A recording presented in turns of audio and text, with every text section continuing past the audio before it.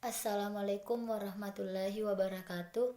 Perkenalkan, nama saya Hesti, Fakultas Ilmu Keolahragaan Universitas Negeri Makassar, kelas PJKRE 2018.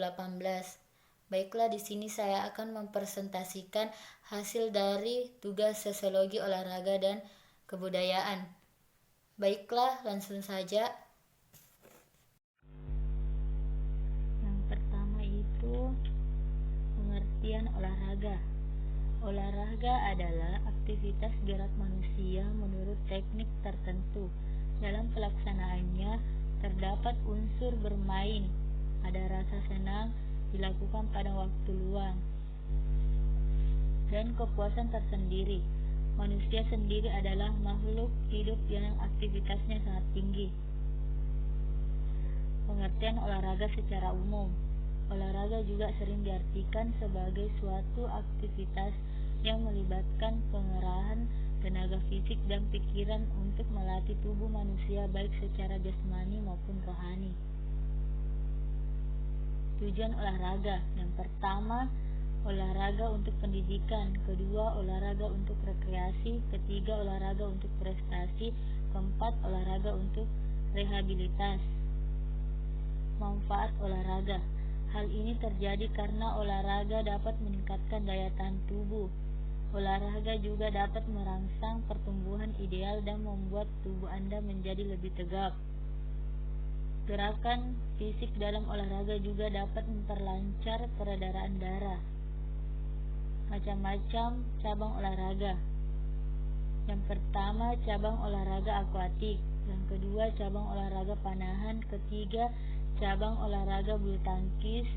Keempat, cabang olahraga sepak bola. Kelima, cabang olahraga bola voli. Keenam, cabang olahraga basket. Ketujuh, cabang olahraga atletik. 8, cabang olahraga tenis meja. 9, cabang olahraga tenis. Ke-10, cabang olahraga tinju. 11, cabang olahraga berkuda. 12, cabang olahraga catur. 13, cabang olahraga senam. 14, cabang olahraga dayung. 15, cabang olahraga bersepeda. 16, cabang olahraga anggar. 17, cabang olahraga angkat besi. Dan 18, cabang olahraga judo. Pengertian budaya. Budaya adalah suatu cara hidup yang berkembang dan dimiliki bersama oleh sebuah kelompok orang dan diwariskan dari generasi ke generasi. Budaya terbentuk dari banyak unsur yang rumit, termasuk sistem agama dan politik, adat istiadat, bahasa, perkakas, pakaian, bangunan, dan karya seni. Bahasa sebagaimana juga budaya merupakan bagian tak terpisahkan dari diri manusia, sehingga banyak orang yang cenderung menganggapnya diwariskan secara genetis. Ketika seseorang berusaha berkomunikasi dengan orang-orang yang berbeda budaya dan menyelesaikan perbedaan-perbedaannya, membuktikan bahwa budaya itu dipelajari. Dalam kehidupan sehari-hari, olahraga juga mempunyai kaitan yang erat dengan kebudayaan. Olahraga sendiri secara umum diartikan menjadi kegiatan yang bertujuan dalam menjaga kebugaran serta kesegaran tubuh, baik secara jasmani atau juga rohani. Dapat diartikan juga bahwa budaya ialah segala bentuk aktivitas manusia mulai dari bangun tidur hingga kembali tidur, di mana serangkaian aktivitas kegiatan itu mempunyai sifat yang dinamis dan berasal dari pengetahuan guna memenuhi kebutuhannya. Lalu budaya juga diwariskan secara turun-temurun sudah sejak zaman nenek moyang sampai pada generasi penerus seperti sekarang ini. Budaya itu meliputi kebiasaan, tingkah laku, sistem, peraturan, serta norma yang berlaku. Karakteristik umum yang kerap kali dikaitkan dengan manusia ialah cara mempertahankan diri. Hal ini juga dapat membawa pengaruh yang besar terhadap budaya. Pengaruh olahraga terhadap kebudayaan. Yang pertama, permasalahan pembangunan sosial dan budaya yang menjadi perhatian utama antara lain adalah masih rendahnya derajat kesehatan di mana 28,98% penduduk yang mengalami gangguan kesehatan dan 31,99% dari balita yang tidak pernah mendapatkan imunisasi. Status gizi dan tingkat kesejahteraan sosial masyarakat, masih rendahnya partisipasi aktif pemuda dalam pembangunan nasional dalam membudayakan olahraga dan masih rendahnya prestasi olahraga. Yang kedua, pergeseran gaya hidup pun mempengaruhi masyarakat dalam memandang olahraga. Berolahraga kini tidak selalu dikaitkan dengan kompetisi dan prestasi, tetapi juga karena tujuan lain, terutama sebagai gaya hidup. Itulah sebabnya klub-klub senam kebugaran, pengobatan, dan kemolekan tubuh marak di mana-mana dan lebih populer dibandingkan senam ritmik dan cabang prestasi lainnya. Dikatakan oleh Arif Natakusumah bahwa untuk memahami dunia salah satunya dimulai dengan mempelajari olahraga paling populer yang bisa diterima.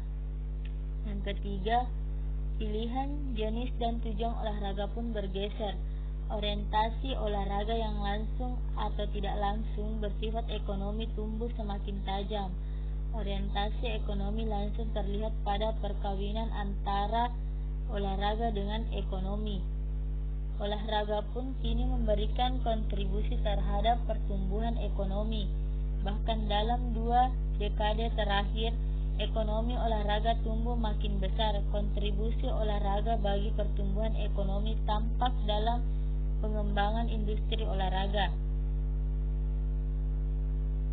Secara garis besar, makna dalam kebudayaan dapat dilihat golongan ke dalam 2 hal, yaitu makna yang bersifat sakral karena berhubungan dengan dunia kepercayaan kepada alam gaib, dan makna yang bersifat profan karena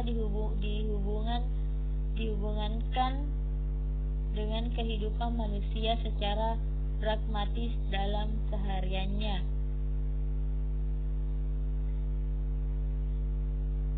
Aktivitas olahraga dapat dipandang mempunyai makna profan untuk keperluan pragmatis manusia. Walaupun menurut sejarahnya, kebelakang olahraga pada awalnya juga diabdikan untuk pemujaan dewa-dewa di bukit Olympus pada masa Yunani kuno, berarti bermakna sakral pula. Olahraga dalam fungsinya yang sakral tidak hanya dimonopoli oleh orang-orang Yunani kuno. Masyarakat Aztec di Amerika Tengah juga telah mengenal kegiatan seperti sepak bola yang diadakan di ruang terbuka di tengah kuil mereka. Dalam kegiatan tersebut, para pemain harus mampu memasukkan bola ke dalam lubang yang bersifat sakral untuk pemujaan dewata. Apabila tidak, maka bencana akan menimpa mereka. Begitupun dalam masyarakat Nusantara kuno, aktivitas olahraga ada yang dihubungkan dengan upaya pemujaan dewa.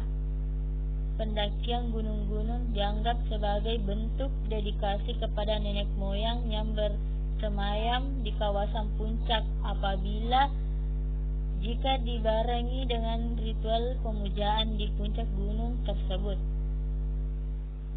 Berdasarkan data yang tersedia, maka dapat dibincangkan beberapa fungsi olahraga di masa silam di Nusantara ketika olahraga masih berkembang dalam masyarakat tradisional. Yang pertama, olahraga sebagai ritual untuk pemujaan kekuatan adikodrati atau nenek moyang atau dewa. Kedua, olahraga sebagai penanda status sosial seseorang atau golongan. Olahraga sebagai hiburan dan rekreasi.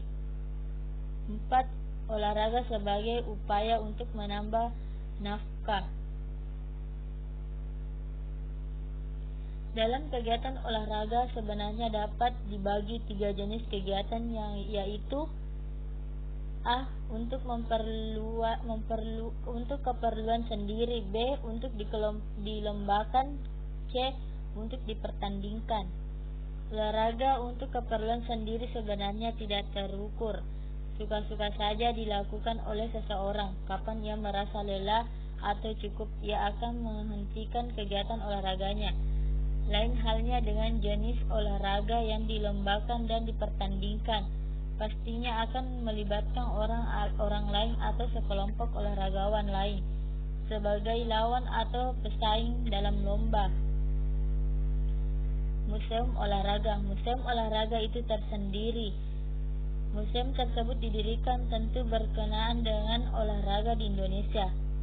Dengan demikian, sejatinya dalam museum tersebut terdapat storyline yang menampilkan adanya perjalanan kegiatan olahraga di Indonesia sejak masa silam hingga masa kini.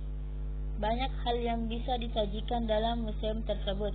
Sudah tertentu seluruhnya tentang dunia olahraga Indonesia beserta narasinya.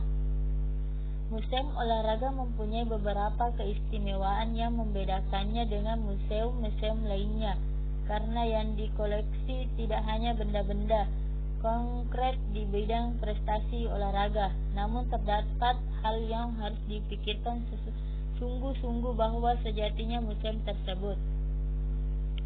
Yang pertama, mengoleksi prestasi dan kebanggaan. Kedua, mengoleksi semangat untuk berolahraga.